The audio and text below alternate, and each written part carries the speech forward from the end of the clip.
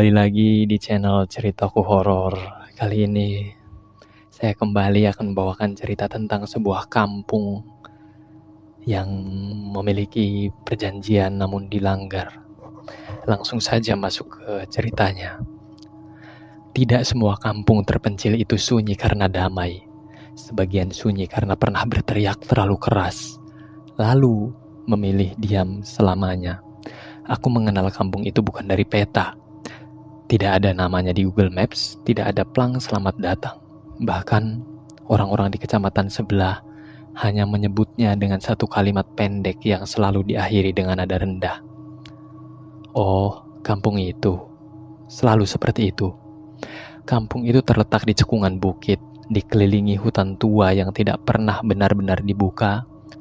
Jalannya hanya satu, sempit dan berkelok, dan selalu basah. Meski tidak hujan, motor sering mati sendiri saat melewatinya, dan orang-orang tua percaya itu bukan karena mesin. Penduduknya sedikit, rumah-rumahnya kayu, berdiri berjajar rapi, seolah mengikuti aturan yang tak tertulis. Tidak ada rumah yang menghadap hutan secara langsung. Semua pintu utama menghadap ke tengah kampung, ke lapangan kecil yang tanahnya keras dan tidak pernah ditumbuhi rumput. Aku baru menyadari keanehan saat malam pertama menginap. Jam 9 malam, tidak ada suara jangkrik, tidak ada anjing menggonggong, tidak ada bayi menangis. Sunyi yang terlalu patuh. Orang-orang kampung menyebutnya malam tutup mulut. Kalau sudah lewat Isya, kata seorang kakek bernama Mbah Syura sambil menyalakan rokok lintingannya, jangan banyak bicara, apalagi menyebut nama yang tidak perlu. Aku mengira itu hanya kepercayaan lama, sampai aku melihat sesuatu yang membuatku mengerti kenapa kampung ini tidak pernah lupa meskipun puluhan tahun lalu kejadiannya. Setiap kampung punya legenda kelam, tapi kampung ini tidak menyebutnya legenda, mereka menyebutnya kejadian. Peristiwa itu terjadi lebih dari 40 tahun lalu. Tidak ada catatan resmi, tidak ada laporan polisi, hanya cerita yang diturunkan dengan cara setengah berbisik, seolah suara terlalu keras bisa membangunkannya kembali. Dulu, kampung ini pernah makmur, sawahnya subur, panennya selalu lebih cepat dibanding kampung lain. Orang-orang bilang tanah di sini ringan, tapi kemakmuran itu bukan tanpa sebab. Di tengah hutan, jauh sebelum ada jalan setapak, terdapat sebuah tempat yang tidak boleh didatangi siapapun. Bahkan, pemburu paling nekat pun akan memutar arah sebelum mendekatinya. Tempat itu disebut Pusar Alas, bukan karena indah, bukan karena berbahaya secara fisik, melainkan karena di sanalah perjanjian pertama dibuat. Tidak ada yang tahu persis siapa yang memulainya. Yang jelas, sejak saat itu, kampung itu tidak pernah benar-benar bersendirian. Mereka diberi hasil, diberi perlindungan, diberi keberuntungan. Sebagai gantinya, ada aturan. Bukan aturan tertulis, tapi semua orang tahu. Tidak boleh serakah, tidak boleh memanggil, dan yang paling penting, tidak boleh mengulangi perjanjian itu. Selama bertahun-tahun aturan itu dipatuhi, sampai suatu malam ada seorang yang merasa aturan lama tidak lagi relevan. Kesalahan mulai datang. Tidak ada yang langsung mati, tidak ada darah di awal. Justru itulah yang membuat semuanya terlambat. Tanda-tanda kecil, terlalu kecil untuk dianggap ancaman. Ayam-ayam tidak mau masuk kandang, sumur yang airnya berbau besi, orang-orang bermimpi hal yang sama.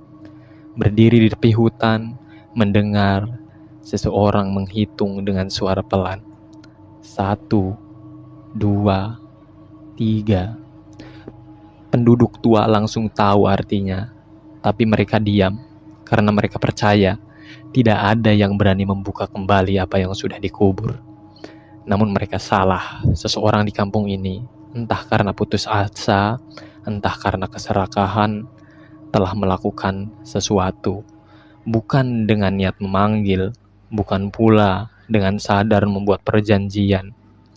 Justru karena ceroboh dan makhluk-makhluk yang telah lama menunggu tidak peduli alasan. Bagi mereka, yang penting hanya satu, yaitu konsekuensi. Pada malam ketujuh sejak tanda pertama muncul, korban pertama jatuh. Dan sejak saat itu, kampung ini kembali diingatkan. Tidak semua kesalahan perlu disengaja untuk membawa bencana. Korban pertama tidak mati dengan cara yang mengerikan. Itulah sebabnya tidak ada yang langsung menyebutnya bencana. Namanya Warto, seorang laki-laki biasa, tidak miskin, tapi tidak juga orang berada. Setiap pagi ia berangkat ke ladang sebelum matahari naik, dan setiap sore pulang dengan langkah yang selalu sama, pelan, seolah menghitung jarak antara rumah dan sawah. Warto ditemukan meninggal di gubuk ladangnya sendiri. Tidak ada luka, tidak ada bekas cekikan, tidak ada darah. Warto tidak punya riwayat sakit jantung. Yang lebih aneh, wajahnya saat ditemukan tidak menunjukkan rasa sakit. Ia tersenyum kecil seperti seseorang yang baru saja mendengar janji yang lama ditunggu. Dan di tanah, tepat di bawah jari-jarinya yang kaku, ada bekas cakar, bukan bekas hewan. Terlalu panjang, terlalu rapi. Setelah kematian Warto, bau aneh mulai muncul di beberapa rumah. Bukan bau bangkai, bukan bau busuk. Lebih seperti bau tanah basah yang dicampur besi karat. Anehnya, bau itu hanya muncul menjelang maghrib dan hilang begitu azan Isya selesai. Orang-orang mencoba menutup hidung, menyiram lantai dengan air jeruk nipis, membakar kemenyan, meski tidak semua orang berani mengakuinya. Tapi bau itu tidak pernah berasal dari rumah. Ia seperti datang bersama angin, lalu pergi ketika merasa cukup. Basura mulai jarang keluar rumah. Ia tahu bau itu. 40 tahun lalu, bau yang sama muncul, tepat sebelum tragedi besar terjadi. Saat aku bertanya padanya, suaranya bergetar. Dulu, baunya begini juga. Itu tandanya mereka sedang bangun, tapi belum sepenuhnya datang. Siapa mbah? Tanya aku. Ia tidak menjawab, hanya mematikan rokoknya, lalu menutup pintu. Pada malam ketiga setelah kematian Warto, beberapa warga melihat seseorang berjalan melintasi lapangan tengah kampung. Bukan orang asing, bukan juga makhluk yang langsung terlihat aneh. Ia tampak seperti lelaki biasa, pakaiannya lusuh, langkahnya tenang, tapi ada satu hal yang membuat bulu kuduk orang-orang berdiri. Ia berjalan melawan angin. Daun-daun bergerak ke kanan, debu berterbangan ke kanan, asap dapur condong ke kanan, tapi kain bajunya bergerak ke kiri. Ia tidak menoleh, ia tidak menatap siapapun. Dan yang paling mengganggu, kakinya tidak menimbulkan suara sama sekali. Esok paginya, ketika ditanya, tidak ada satu orang warga pun yang mengaku keluar rumah malam itu, termasuk orang yang wajahnya paling mirip dengan sosok itu. Semua orang fokus pada tanda-tanda besar, kematian, bau, penampakan. Tapi tidak ada yang memperhatikan hal kecil. Beberapa hari sebelum Warto meninggal, ada seseorang yang sering terlihat masuk keluar hutan sendirian. Ia bukan orang tua, bukan dukun, bukan pula orang yang dikenal punya ilmu. Tapi justru itu yang berbahaya. Namanya Samin, seorang lelaki muda, baru pulang dari perantauan, membawa utang dan membawa cerita tentang kesuksesan orang lain yang membuatnya merasa tertinggal. Ia tidak mencari pesugihan, ia tidak mencari perjanjian, ia hanya ingin sedikit jalan pintas. Samin menemukan sesuatu di hutan, sebuah batu datar setinggi lutut, tertutup lumut tebal. Ia membersihkannya, duduk di atasnya, menaruh sesajen seadanya, bukan karena tahu caranya, tapi karena pernah melihat orang melakukannya di tempat lain. Ia mengucapkan kalimat yang tidak seharusnya diucapkan di kampung itu. Bukan mantra, bukan doa, hanya sebuah keluhan, dan makhluk-makhluk yang telah lama menunggu tidak butuh undangan resmi. Korban kedua adalah seorang perempuan tua. Ia ditemukan masih hidup, tapi tidak bisa berbicara. Matanya terbuka lebar, mulutnya bergerak-gerak, seolah ingin mengatakan sesuatu. Ketika akhirnya ia meninggal, bidan kampung bersumpah mendengar ia berbisik sesuatu. Mereka menghitung, tapi bukan umur. Sejak malam itu, tidak ada lagi yang meremehkan tanda-tanda. Tapi semua sudah terlambat, karena yang memulai tidak tahu cara menghentikan, dan yang datang tidak pernah berniat pergi dengan tangan kosong. Di kejauhan dari arah pusar alas, suara hitungan kembali terdengar. Dan kali ini jumlahnya lebih banyak. Keserakahan tidak selalu datang dengan tawa licik atau mata merah menyala. Seringkali ia hadir sebagai keinginan kecil yang terasa wajar, seperti keinginan Samin. Ia tidak pernah berkata ingin kaya, tidak pernah ingin dibantu yang gaib. Ia hanya sering mengeluh. Kenapa orang lain gampang banget dapat rezeki, sementara aku harus jungkir balik. Itu pun tidak mampu menyaingi orang-orang lain. Kalimat itu ia ulangi berkali-kali, dan ia mengucapkannya di tempat yang salah. Batu di datar pusar alas itu tidak tercipta alami. Orang-orang tua tahu batu itu tidak boleh dipindah, tidak boleh diduduki, dan tidak boleh diberi apapun. Dulu, batu itu adalah titik temu antara niat dan janji. Setiap perjanjian besar selalu dimulai dari sana, dan setiap pelanggaran selalu kembali ke sana. Samin duduk di atas batu itu 3 malam berturut-turut. Malam pertama, tidak ada terjadi apa-apa. Malam kedua, ia mendengar suara langkah di balik pohon.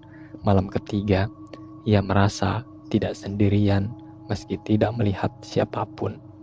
Suara menjadi berat. Hutan seperti bernafas. Lalu suara itu datang, bukan dari depan, bukan dari belakang, tapi dari dalam kepalanya sendiri. Kau memintanya sedikit, tapi kau duduk di tempat besar. Samin lari, ia tidak menoleh, dan ia tidak pernah menceritakan suara itu ke siapapun, karena ia mengira semua sudah selesai. Beberapa hari setelah kematian Warto, hidup Samin berubah. Utangnya lunas, bukan karena ia membayar, tapi karena pemberi utang mendadak menghilang dari kampung. Usaha kecilnya tiba-tiba ramai. Orang-orang yang dulu menyepelekannya kini datang dengan senyum. Ia mulai percaya satu hal berbahaya. Mungkin selama ini aku memang pantas dapat lebih. Ia lupa satu hal yang lebih penting. Tidak ada yang gratis di kampung itu. Bersamaan dengan keberuntungan Samin mimpi aneh menyebar ke seluruh kampung. Orang-orang bermimpi menjadi orang lain. Seorang ibu bermimpi menjadi lelaki tua yang berjalan pincang di hutan. Seorang anak kecil bermimpi berdiri di tepi hutan datar. Di batu datar, memegang kepala kambing, seorang pemuda bermimpi menggali tanah, lalu menemukan wajahnya sendiri terkubur di dalamnya. Yang paling mengganggu, mereka semua terbangun dengan luka kecil di tubuh mereka, padahal tidak ada satupun yang terluka. Goresan, memar, bekas gigitan, seolah tubuh mereka dipakai sementara lalu dikembalikan. Korban ketiga tidak ditemukan di rumah, tidak di ladang, tidak pula di hutan. Ia ditemukan di lapangan tengah kampung, tepat di tempat semua pintu rumah menghadap. Tubuhnya duduk bersila, matanya terbuka, mulutnya terkunci rapat. Secara harfiah memang benar-benar tertutup. Bibirnya menyatu seperti dilelehkan, lalu ditempelkan kembali. Tidak ada darah, tidak ada tanda perlawanan. Hanya satu hal yang membuat warga panik. Di dadanya, dengan tanah dan abu, tertulis nama Samin. Ditulis bukan dengan tangan manusia. Hurufnya terlalu lurus, terlalu rapi. Malam itu, Mbah Sura memanggil para ketua. Ia membuka peti kayu yang tua yang sudah puluhan tahun tidak disentuh. Di dalamnya ada kain hitam, tulang kecil, dan secarik catatan tua. Dulu, katanya dengan suara berat, yang melanggar perjanjian cuma satu orang. Sekarang, satu orang membangunkannya banyak. Ia menatap satu persatu wajah warga. Makhluk-makhluk itu tidak datang untuk membunuh. Mereka datang untuk menagih keseimbangan. Seseorang bertanya dengan suara gemetar, "Kalau begitu, apa yang mereka minta?" Mbah Sura menjawab pelan, "Bukan harta, bukan nyawa, tapi pengganti." Malam itu, untuk pertama kalinya, Samin mendengar suara hitungan, bukan dari hutan, bukan dari angin, tapi dari bayangannya sendiri. Saat ia berjalan, bayangan berlambat bergerak. Saat ia berhenti, bayangan masih melangkah. Dan dari bayangan itu terdengar bisikan hitungan. 1, 2, 3. Samin mulai sadar. Apapun yang ia sentuh di pusar alas tidak pernah melepaskannya. Kampung mulai melakukan ritual pembersihan. Doa dibacakan, sesajen diletakkan. Tapi satu hal yang tidak mereka sadari, ritual tidak pernah cukup jika pelakunya masih hidup dan menolak mengakui. Dan Samin belum siap membayar apapun. Tidak semua orang mati karena salah, sebagian mati karena terlalu dekat. Setelah korban ketiga ditemukan di lapangan, kampung berubah. Pintu-pintu rumah ditutup sebelum maghrib, lampu dipadamkan lebih awal. Orang-orang berjalan cepat, menunduk, dan tidak saling menegur, bukan karena marah, tapi karena takut mereka sendiri dipakai untuk menjawab panggilan. Mbah Sura memimpin ritual di lapangan. Tidak megah, tidak banyak kemenyan, tidak ada teriakan, justru sunyi. Tanah ditabur abu, air dari 7 sumur disiramkan ke 4 penjuru. Nama-nama leluhur disebut tanpa menyebut satu pun nama makhluk, karena menyebut nama adalah bentuk pengakuan, dan pengakuan berarti izin. Ritual itu berhasil, setidaknya di permukaan.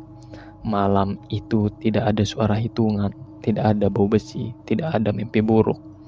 Orang-orang mulai berharap, dan harapan itu membuat langkah. Korban keempat adalah anak kecil. Ia tidak mati, tapi tidak pernah benar-benar bangun lagi. Tubuhnya hidup, bernafas, matanya kadang terbuka. Tapi saat ia berbicara, bukan suaranya yang keluar. Ia menyebut nama-nama warga satu kampung, satu persatu, urut tanpa salah. Dan setiap kali satu nama disebut, orang itu jatuh sakit keesokan harinya. Anak itu tidak pernah menatap siapapun saat berbicara. Matanya selalu melihat ke sudut ruangan, seolah ada sesuatu berdiri di sana, membisikkan datar. Beberapa warga akhirnya melihatnya, bukan utuh, bukan jelas, hanya potongan-potongan. Tangan terlalu panjang yang menjulur dari balik pintu. Wajah tanpa mata yang terpantul di air sumur. Bayangan yang tidak mengikuti pemiliknya. Mbah Sura menyebutnya dengan satu istilah lama, penjaga janji. Makhluk-makhluk itu bukan iblis, bukan setan. Mereka adalah sisa perjanjian lama yang tidak pernah ditutup dengan benar. Dan sekarang mereka mencari orang-orang yang pantas untuk menggantikan posisi lama. Samin panik.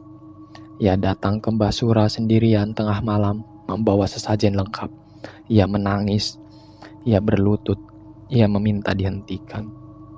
Mbah Sura hanya berkata satu kali, "Kau datang terlambat dan datang sendiri." Samin tidak mengerti maksudnya. Ia mengira cukup meminta maaf, ia mengira cukup menyesal. Ia lupa satu aturan paling penting dalam perjanjian lama, yang membuka tidak bisa menutup sendirian. Malam itu Samin kembali ke pusar alas. Ia membawa lebih banyak sesajen, lebih banyak janji, dan tanpa sadar ia mengulang ritual lama, tapi dengan versi yang rusak. Sejak malam itu, kematian tidak lagi acak. Makhluk-makhluk itu memilih orang-orang yang tahu kisah lama tapi diam, pernah menikmati hasilnya, atau sekedar berada di tempat yang salah. Tidak semua mati, sebagian hanya hilang. Sebagian darinya ada yang pulang tanpa bayangan, ada yang bicara tanpa suara, ada yang tertawa tanpa ekspresi. Dan setiap malam suara hitungan semakin panjang.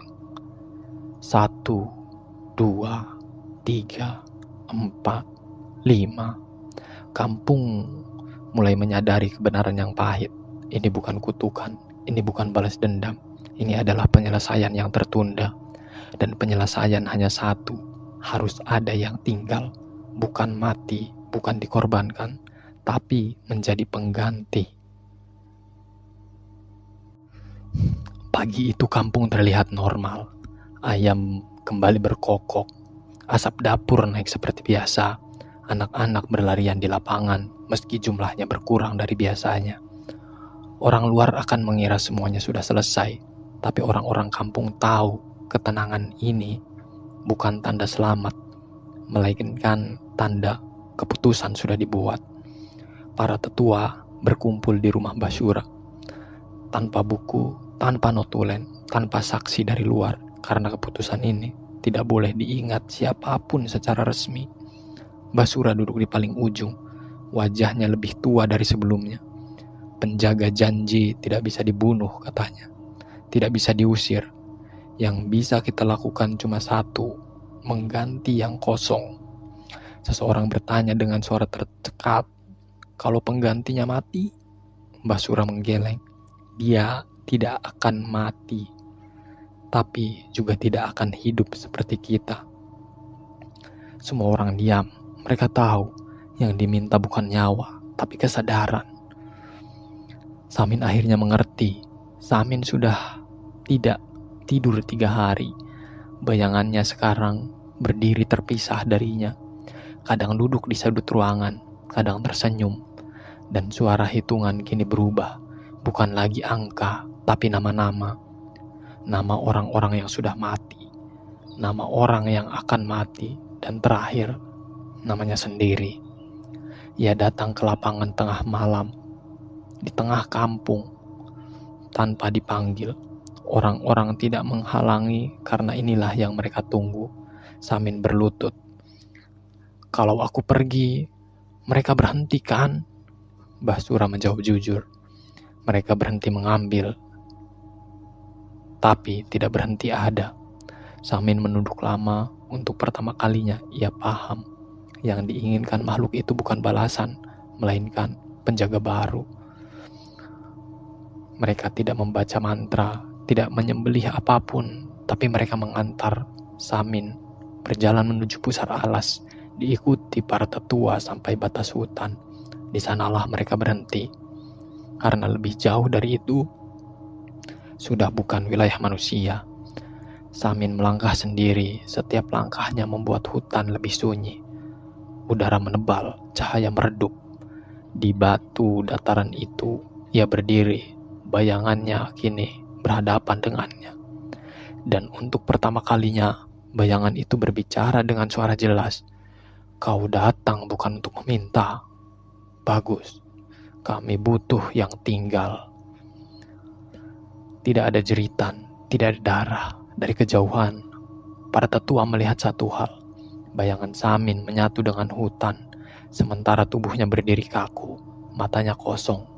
Lalu tubuh itu berjalan, masuk ke antara pepohonan, tanpa menoleh, tanpa jejak. Sejak malam itu, tidak ada lagi korban, tidak ada lagi bau besi, tidak ada lagi mimpi-mimpi. Anak-anak kecil terbangun. Ia tidak ingat apapun. Kampung terlihat selamat, tapi ada satu aturan baru yang tidak pernah diucapkan. Jangan menyebut nama Samin. Karena setiap kali ada orang yang melanggar, angin di pusar alas akan berhenti sesaat, seolah seorang menoleh. Bertahun-tahun kemudian, orang-orang masih melihat sosok berjalan di tepi hutan. bukan hantu, bukan manusia yang memastikan tidak ada yang duduk di batu itu lagi. Dan jika suatu hari ada orang ceroboh atau serakah atau sekedar putus asa, kampung itu akan kembali tenang. Karena penjaga lama sudah ada, tapi jangan salah, setiap penjaga pasti akan diganti. Tidak ada yang menyadari satu hal penting saat Samin pergi. Hitungan tidak pernah berhenti. Ia hanya berpindah tempat. Para tetua percaya satu kebohongan lama. Penjaga janji hanya butuh satu pengganti. Itu tidak sepenuhnya salah, tapi juga tidak benar. Perjanjian lama di pusar alas bukan perjanjian satu lawan satu. Ia adalah perjanjian kolektif, dibuat oleh kampung, dinikmati oleh kampung, dan harus ditanggung oleh kampung.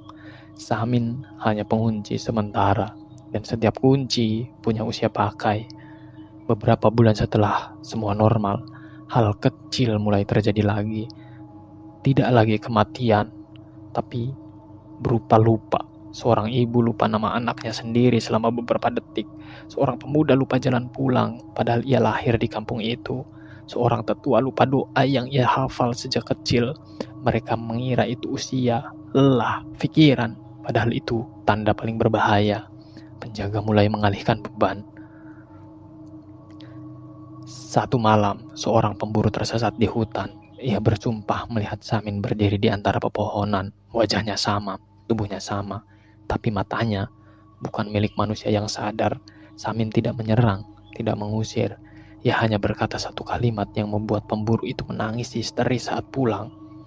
Aku capek sendirian. Sejak malam itu, pemburu tersebut tidak pernah bisa tidur tanpa berjalan dalam mimpi. Dan setiap kali ia tidur, ada bayangan lain di belakangnya. Yang sebenarnya diminta makhluk itu adalah penjaga janji tidak pernah meminta nyawa. Yang mereka ambil adalah peran. Dulu kampung itu punya penjaga hutan, penjaga ladang, penjaga batas, penjaga janji. Semua itu hilang saat zaman berubah. Manusia berhenti menjaga, tapi janji tetap hidup.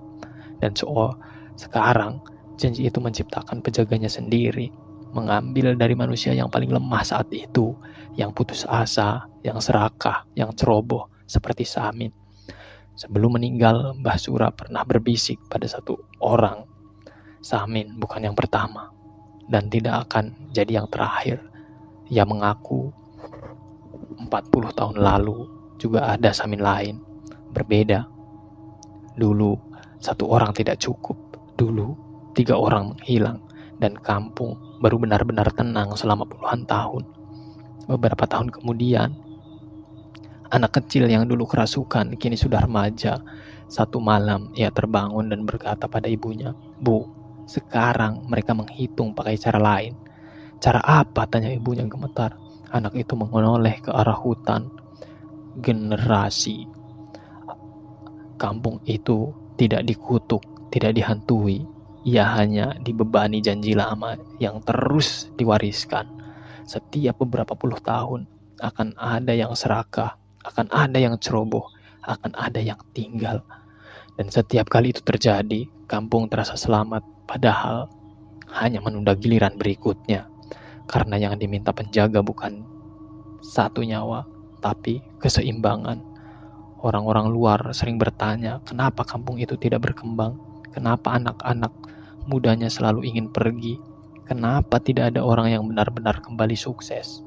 Jawabannya sederhana, karena kampung itu masih membayar. Dan selama masih ada yang lupa, masih ada yang merasa berhak, masih ada yang duduk di tempat yang salah, maka suatu hari nanti akan ada suara hitungan baru. Bukan angka, bukan nama, tapi kamu.